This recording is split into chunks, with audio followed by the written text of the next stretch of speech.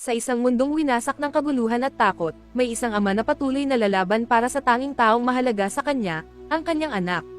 Gagawin niya ang lahat, kahit imposible, para protektahan ang natatangi niyang kayamanan. Sa kanayunan ng Timog Korea, isang tagapag-alaga ng tigre at dating mananayaw na nagngangalang Yoong, ang bumalik mula sa trabaho at nagdala ng pagkain para sa kanyang anak na si Sue. Ang problema lang ay naging zombie na ang batang babae matapos mahawa ng isang pathogen na kumalat sa buong bansa. Ilang buwan na ang nakalilipas, si Sue ay isang normal na teenager, at tulad ng kanyang ama, mahilig din siyang sumayaw.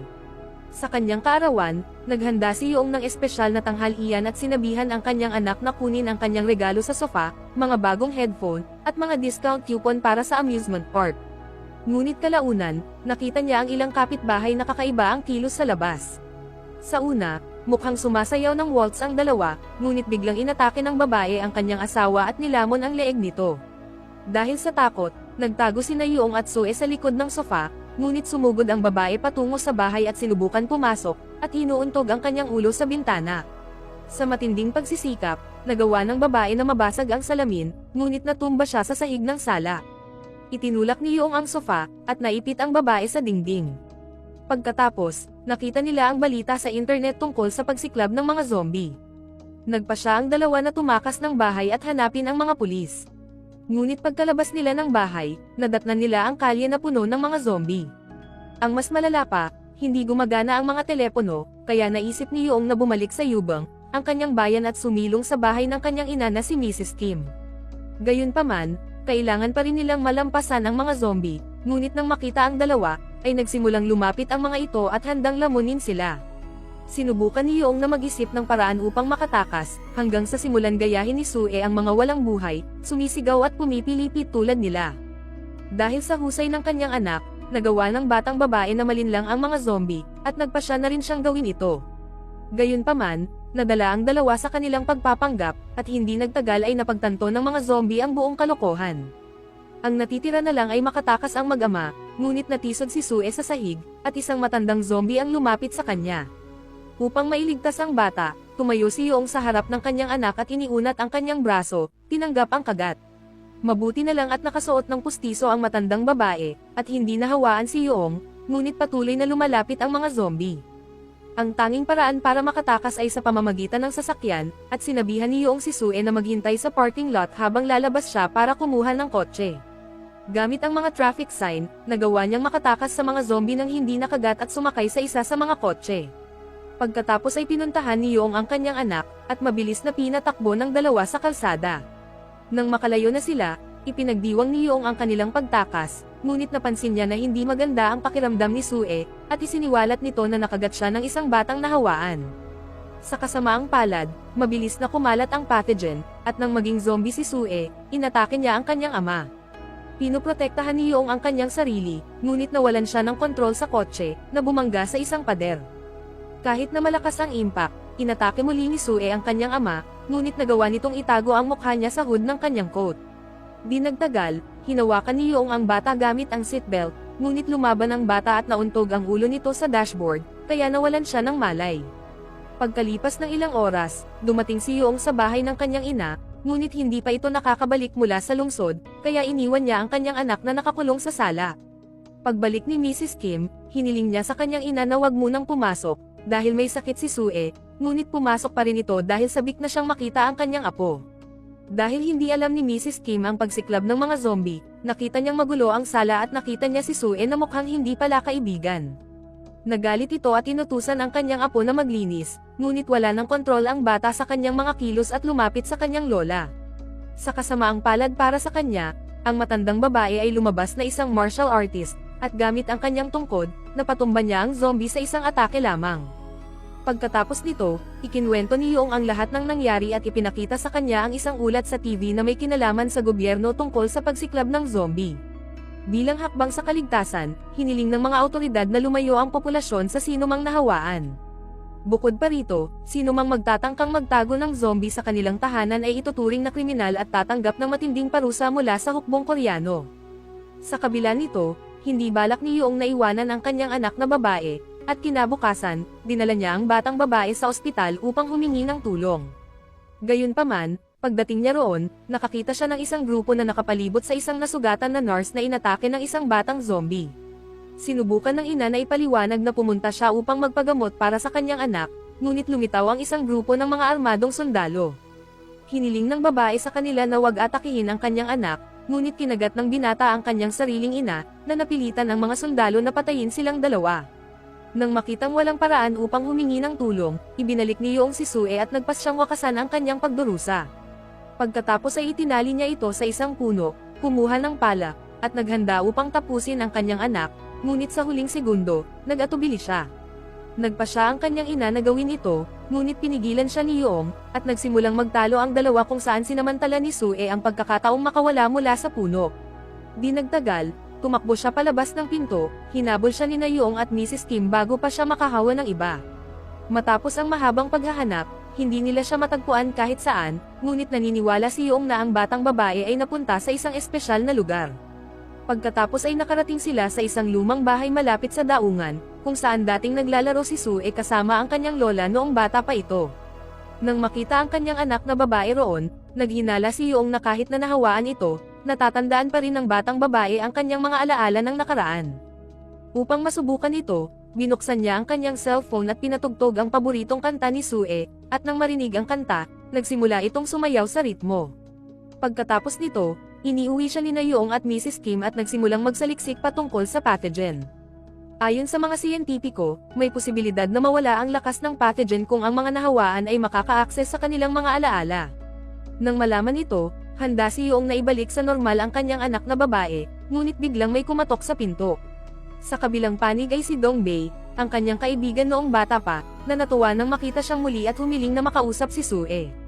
Sinubukan siyang pigilan ni Yoong, ngunit pumasok ang lalaki sa bahay at nakaharap ang batang babae na naging zombie. Dahil sa takot, sinubukan ni Dong na ipaalam sa mga awtoridad, ngunit pinigilan siya ni Yoong, na sinasabing balak niyang makahanap ng lunas para sa kanyang anak na babae sa pamamagitan ng pagtulong dito na maalala ang kanyang pagkatao. Kahit na sa tingin niya ay hindi ito magandang ideya, pumayag si Yoong na ilihim ang lahat at nangakong tutulungan ang kanyang kaibigan. Sa mga sumunod na araw, dinala ng dalawa si Sue sa isang isla, kung saan nagtayo si Yoong ng isang programa sa pagsasanay upang turuan ang batang babae na kontrolin ang kanyang gutom at kumilos ng mas makatao. Sa kabila ng mga kahirapan, nagsimulang magpakita ng mga resulta si Sue, sinusunod ang mga utos ni Yoong at pinipigilan ang kanyang gana sa pamamagitan ng normal na pagkain. Gayunpaman, ang sitwasyon ng mga nahawaan ay lumalala araw-araw, dahil nag-aalok ang gobyerno ng mga gantimpala sa sino mang makahanap ng mga zombie. Dahil dito, ang rate ng impeksyon ay bumaba ng malaki sa paglipas ng panahon, na nag-iiwan kay Sue bilang ang tanging zombie sa buong bansa. Sa isa na namang araw ng pagsasanay, dinalhan ni Yoong ng pagkain si Sue, ngunit sa isang mapanganib na hakbang, iniwan niyang nakalantad ang kanyang braso, dahil gusto niyang makita kung ano ang magiging reaksyon ng kanyang anak. Laking gulat niya nang nakontrol ng babae ang sarili at hindi inatake ang kanyang ama, na labis na ikinatuwa ni Yoong. Dahil sa pagunlad na ito, nagpasya siyang turuan ang babae ng mga simpleng salita, at iminungkahi ni Mrs. Kim na isama siya sa paglalakad, dahil kailangan munang masanay si Sue sa pakikipag-ugnayan sa ibang tao. Bago iyon, kinakailangang itago ang kanyang maputlang balat at ang mga palatandaan ng impeksyon na kumakalat sa dugo. Pumunta si Yoong sa bayan upang bumili ng mga pangpaganda nang makita niya si Yein, isang guro sa elementarya at ang kanyang dating kinagigiliwan noong kabataan, sa di kalayuan. Nakilala rin niya si Yoong sa loob ng tindahan, at kahit na sinubukan niyang magtago, kinausap siya ni Yein at natuwa siyang makita siyang muli. Inalok pa niya ito ng sasakyan, at habang nasa daan, tinanong siya tungkol sa kanyang buhay kung may asawa na ba siya, at kung nagkaroon na ba siya ng mga anak. Gayunpaman, hiniling ni Yoong sa kanya na ihinto ang sasakyan at lumabas sa gitna ng kalsada, sa takot na malaman nito ang sitwasyon ng kanyang anak. Nalaman ni Dong ang tungkol sa pagkikita ng dalawa at nagpas siyang tulungan ang kanyang kaibigan sa pamamagitan ng pagtawag kay Yein upang magkita sila sa isang restaurant nang hindi niya nalalaman. Kalaunan, kinakausap ni Yoong si Dong at nagulat nang makita muli si Yein. Sinubukan niyang simulan ang isang pag-uusap, sinasabing alam na niya ang tungkol kay Sue at hindi niya alam na may anak na babae si Yoong. Sinabi ni Yein na gusto niya itong makilala, ngunit sumagot si Yoong na ang kanyang anak ay may espesyal na kondisyon at inirerekomenda na manatili siyang nakahiwalay ng ilang sandali. Nagpatuloy ang kanilang pag-uusap hanggang sa iulat sa balita ang pagtatapos ng pagsiklab ng zombie, at nang sa lalong madaling panahon ay makakabalik na sa normal ang bansa. Nang malaman ito, Labis na natuwa si Yein, dahil nagkikimkim siya ng matinding puot sa mga walang buhay, simula nang maging isang patay ang kanyang kasintahan. Lalo lamang nitong pinatindi ang tensyon sa hapunan, at nagmamadaling umuwi si Yoong, kung saan niya nadatnan si Sue na nanonood ng TV. Sa sandaling iyon, napansin niya ang isang patalastas para sa isang amusement park, na isa sa mga paborito niyang lugar noong bata pa siya. Nagbigay ito ng ideya kay Yoong, at kinabukasan, kinausap niya si Dong at hinihingi ang tulong nito na dalhin ang kanyang anak doon. Naniniwala siyang maaaring ito ay isang magandang pagkakataon para kay Sue na mabawi ang mga alaala nito. Kahit na sa tingin niya ay mapanganib, sumang-ayon si Dong, at sinabi ni Yoong sa kanyang ina ang balita, ngunit nadatnan niya si Miss Kim na kumakain ng hapunan kasama si Yein. Natigilan si Yoong, at lalong lumala ang sitwasyon nang lumabas si Sue ng kwarto at tumungo sa banyo. Sinubukan ni Yein na kausapin ang babae, ngunit tumayo si Yoong sa harap niya at sinabihan ang kanyang anak na bumalik sa kanyang kwarto, sinasabing hindi siya masyadong nakikipag-usap sa mga estranghero. Gayunpaman, mula sa kabilang panig ng pinto, narinig ni Yein ang mabibigat na paghinga ng batang babae, na sinundan ng mga tunog na halos kapareho ng sa isang zombie. Nagsimulang maghinala ang guro sa lahat ng ito, at pagkatapos ay inilabas siya ni Yoong sa bahay, na lalong nagpahinala kay Yein. Lumipas ang isa pang araw, at naghanda si Yoong na dalhin ang kanyang anak na babae sa parke, kung saan magkakaroon ng isang cosplay presentation. Dahil dito, walang makakapansin na nahawaan si Sue, at sinigurado ni Kim na magiging presentable ang batang babae, pinalitan ang kanyang damit at naglagay ng makeup sa kanyang mukha. Ilang minuto ang lumipas, sinalubong ni Dong si Yoong, suot ang kasuotan ng makapangyarihang Thor, ang Diyos ng kulog. Di nagtagal, nakita natin si Sue, at dahil sa husay ng kanyang lola, ngayon ay mukha na siyang isang ganap na normal na babae. Pagkatapos ay tumungo ang tatlo sa parke, habang si Mrs. Kim ay pumunta sa isang pagpupulong ng mga mamamayan. Pagdating doon, inanunsyo ng kinatawan ng bayan na nakatanggap si Yubong ng parangal bilang bayan na malaya sa mga nahawa ang tao sa loob ng mahabang panahon. Kinakabahan si Mrs. Kim na marinig ito, dahil alam niyang itinatago niya ang kanyang apong zombie sa bahay. Sa kabila ng kanyang pagsisikap na ilihim ito, sinabi ng isa sa mga residente na hindi niya nakitang umalis ng bahay ang apo ni Mrs. Kim at pinaghihinalaan na ito ay nahawaan. Sinubukan itong takpan ni Mrs. Kim, at sinasabing pinapanatili niya ang kanyang apo sa bahay, dahil sa kanyang kalusugan pangkaisipan, ngunit si Yein, na dumalo rin sa pulong ay hindi naniwala. Kasabay nito, tiniyak ni Yoong at Dong na magsaya si Sue, at sinubukan ng ama ng babae na tulungan ang kanyang anak na maalala ang pagpunta nila sa parke ilang taon na ang nakalilipas. Gayunpaman, walang maalala si Sue, at malapit nang mawalan ng pag-asa si Yoong nang sabihin ni Dong sa kanyang kaibigan na mayroon siyang magandang balita. Tila malapit ng aprubahan ng industriya ng parmasyutiko ang isang lunas para sa pagsiklab ng zombie, at sa lalong madaling panahon, babalik sa normal si Sue. Tuwang-tuwa si Yoong sa balita kaya hindi niya napansin nang tumayo si Sue mula sa bangko at nawala sa parke. Dahil sa desperasyon, hinabol ni Yoong ang kanyang anak na babae, na naakit ng isang pamilyar na amoy at napunta sa isang churros stand. Kumuha ang babae ng isa ng hindi nagbabayad, at hinabol naman ito ng nagtitinda, at natagpuan ni Yoong ang kanyang anak na babae sa gitna ng kaguluhan. Nakahinga siya ng maluwag nang makitang maayos si Sue at kinuha ang pera para ibayad sa nagtitinda, at sa unang pagkakataon, narinig ni Yoong ang kanyang anak na babae na sinasabi ang salitang churros. Ang sandaling ito ay nagpaiyak kay Yoong sa emosyon, dahil napagtanto niya na unti-unti nang bumabalik sa dati ang kanyang pagkatao. Samantala, umuwi si Mrs. Kim at nakita si Yein na naghihintay sa kanya, sinasabing alam na nito ang buong katotohanan. Nagbanta siyang tatawag sa mga awtoridad para iulat ang nahawang batang babae, ngunit pinigilan siya ni Mrs. Kim, sinasabing si Sue na lang ang natitira kay Yoong. Pagkatapos ay isiniwalat niya na si Sue ay hindi kanyang tunay na anak, kundi kanyang pamangkin.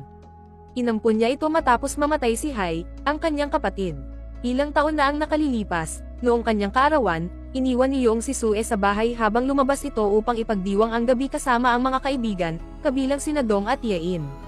Gayunpaman, sa kalagitnaan ng pagdiriwang, tumawag si Hai, sinabing may dala siyang birthday cake at umaasang makikita niya ito sa bahay kasama ang kanyang anak na babae.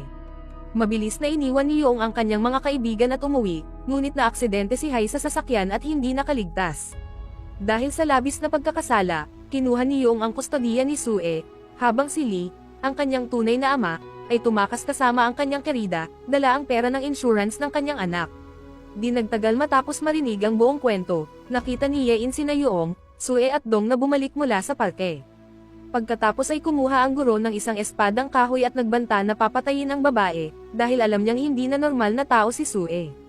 Pagkatapos ay kumilos siya upang atakihan ito, ngunit humakbang si Yoong sa harap niya at tinanggap ang atake, na ikinagalit ni Sue, at sinubukan niyang lumaban. Gayunpaman, pinigilan siya ng kanyang ama, na sinasabing hindi niya maaaring atakihan ang ibang tao, at tinulungan siyang mapanatili ang kontrol. Nagulat si Yein, dahil hindi niya maisip na kayang umunawa ng ibang tao ang mga zombie. Gayunpaman, naniniwala pa rin siyang mapanganib ang batang babae at muli niyang sinubukan atakihan, hanggang sa pumasok si Ginang Kim at sinabihan silang tumigil sa pag-aaway, dahil mayroon pa siyang ibang mga problemang kailangang lutasin. Nang nasa loob na ng bahay ang lahat, isiniwalat ni Mrs. Kim na sa pulong ng bayan, pinag-usapan ng kinatawan ang pangangailangan ng paaralan ng mga bagong estudyante.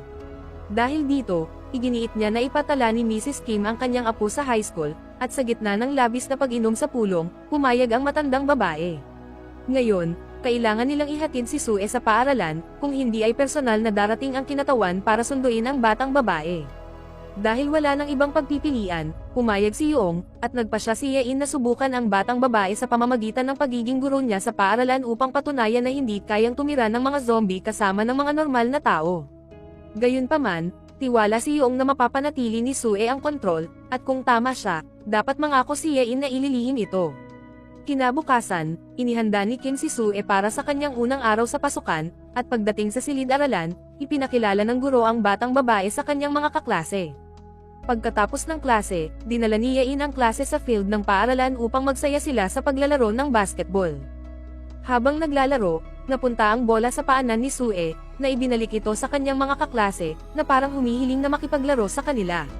Tinanggap ng mga babae at hinamon ng mga batang babae ang bagong dating na maglaro ng basketball sa tulong ng guro. Upang matiyak na walang mangyayari, pumayag si Yein, at nagsimula ang laro. Ngunit sa kalagitnaan ng laro, natakot ang guro na isipin na baka atakihin siya ni Sue, kasama ang kanyang mga estudyante. Dahil dito, nang sinubukan ipasa niya ang bola sa batang babae, inihagis ito ni Yein ng napakalakas at tinamaan si Sue sa gitna ng mukha nito.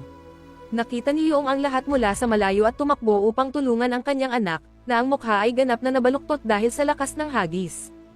Pagkatapos ay dinala niya ito kay Dong upang matulungan niyang ayusin ang mukha ni Sue, at pagkatapos ng maraming pagsubok, bumalik sa normal ang mukha ng batang babae. Di nagtagal, lumitaw ang guro, humihingi ng paumanhin sa nangyari, at nagdala pa ng isang supot ng mansanas upang ibigay kay Sue, sa kahilingan ng kanyang mga kaklase. Natuwa si Yoong sa ginawa nito at niyaya si Yein na maghapunan ng magkasama sa restaurant. Sa kanilang pag-uusap, isiniwalat niya na medyo naiinggit siya kay Sue dahil, sa kabila ng kanyang kalagayan, hindi siya sinuko ng kanyang ama, hindi tulad ni Yein, na dahil sa takot ay pinatay ang kanyang kasintahan na nahawaan. Dahil dito, pinag-isipan niyang muli ang lahat tungkol sa mga zombie, at nagsimula siyang maniwala na mayroon pa ring pagkatao sa loob ng mga ito. Nagpatuloy ang date, at pansamantala, patuloy na inaalagaan ni Mrs. Kim si Sue nang makatanggap siya ng hindi inaasahang pagbisita mula kay Lee, ang kanyang dating manugang. Pagkatapos ng lahat ng mga taon, bumalik ang lalaki sa lungsod matapos mapanood ang isang video ng kanyang anak na babae na nakunan sa amusement park. Hindi nagtagal ay napansin ng mga tao ang isang mali sa babae, at nagsimulang mag-viral ang mga video, na nagsasabing nahawaan siya. Dahil dito, pumunta si Lee upang tingnan ang kalagayan ng kanyang anak at balak itong dalhin palayo. Nagalit si Mrs. Kim sa lalaki at itinaboy ito palabas ng bahay gamit ang kanyang tungkod, ngunit madali siyang natalo ni Lee at dinala ang kanyang anak sa kanyang sasakyan, habang nakatali ang mga braso at binti nito. Walang kaalam-alam sa nangyayari, nagpaalam si Yoong kay Yein at tinawagan ang kanyang ina, na siyang nagkwento tungkol sa hindi inaasahang pagbisita ni Lee. Pagkatapos ay hinabol ni Yoong ang lalaki at dumaan sa shortcut sa kakahuyan hanggang sa makita niya ang kotse ng kanyang dating bayaw na mabilis na bumaba sa kalsada. Tumakbo siya papunta sa kanya, ngunit siya ay nadulas hanggang sa siya ay mahulog sa gitna ng kalsada. Patuloy na binilisan ni Lee ang takbo ng kotse habang may kausap sa telepono, ngunit nakatayo si Yoong sa harap ng kalsada at muntik nang masagasaan ni Lee. Nang makilala ang kanyang bayaw, nilapitan siya ng lalaki upang kausapin, ngunit labis na nagalit si Yoong sa kanyang asal at gumanti ng suntok sa mukha ng lalaki. Tinulungan niya si Sue na makawala, ngunit tumayo si Lee at pinalo ito sa likod. Nagsimula ng away ang dalawa, at sinabi ni Yoong na wala siyang karapatang habulin si Sue matapos itong iwan matapos ang pagkamatay ni Hai. Gayunpaman, inakusahan ng lalaki si Yoong na responsable sa pagkamatay ng kanyang kapatid, pati na rin ang pagpayag na mahawa si Sue. Lalo lamang itong nagdulot ng matinding galit ni Yoong, na muling nagpabagsak sa baliw gamit ang isa pang suntok at sinimulan itong atakihan sa lupa. Sumuko si Lee, sinabing ang layunin niya ay ibigay si Sue sa mga awtoridad at matanggap ang gantimpala, at inalok pa niya ang bahagi ng pera sa kanyang dating bayaw. Nabigla si Yoong sa sinabi ng lalaki at tumanggi, ngunit sa isang sandali ng kapabayaan, kinagat ni Lee ang kanyang kamay at bumagsak siya sa kalsada. Pagkatapos ay sinimulan niyang atakihan si Yoong, ngunit ito ang pumukaw sa galit ni Sue, na tumakbo patungo sa kanyang ama at kinagat ang lalamunan nito. Mabilis na sinabihan ni Yoong ang kanyang anak na huwag gawin iyon, ngunit huli na ang lahat, at ang lalaki ay nagsimulang maapektuhan ng pathogen. Nang maging zombie, inatake niya si Yoong, ngunit sinalubong siya nito ng pamalo, at bumagsak sa lupa dahil sa tinamaan ito sa ulo. Pagkalipas ng ilang oras, inuwi ni Yoong ang kanyang anak at isiniwalat ang lahat ng nangyari sa kanyang ina. Nang makitang ang batang babae ay magiging panganib sa kanyang sarili at sa iba pang mga residente ng lungsod, nagpasya siyang tumakas kasama si Sue upang maghanap ng isang liblib na lugar. Gayunpaman, balak din ni Mrs. Kim na sundan sila, kasama si Meow Meow, at sinimulang iimpake ang kanyang mga dala. Natuwa si Yoong sa naging saloobin ng kanyang ina, ngunit bago sila umalis, hiniling niya kay Mrs. Kim na ihatid ang isang liham na isinulat niya kay Yein. Pumayag si Mrs. Kim, at habang nasa daan, nakita niya ang guro na nag-alok sa kanya ng pagsakay sa kanyang kotse. Habang nasa daan, nagpasya siyang ibigay ang liham kay Yein, ngunit sa mismong sandaling iyon ay maraming truck ng militar ang dumaan sa kalsada, patungo sa lugar kung saan nakatira si Mrs. Kim. Dahil sa takot sa pinakamasamang mangyayari, sinubukan niyang tawagan ang kanyang anak, ngunit hindi nito sinasagot ang kanyang mga tawag.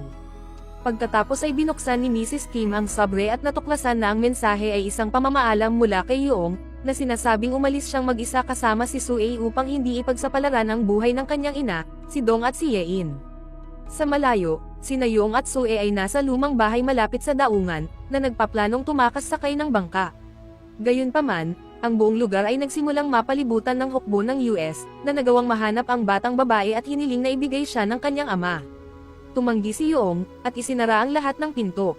Sinubukan niyang makipag-usap sa mga sundalo, hiniling na iligtas ang buhay ni Sue, ngunit tumanggi ang mga ito at nagbigay ng huling babala bago sumalakay sa lugar.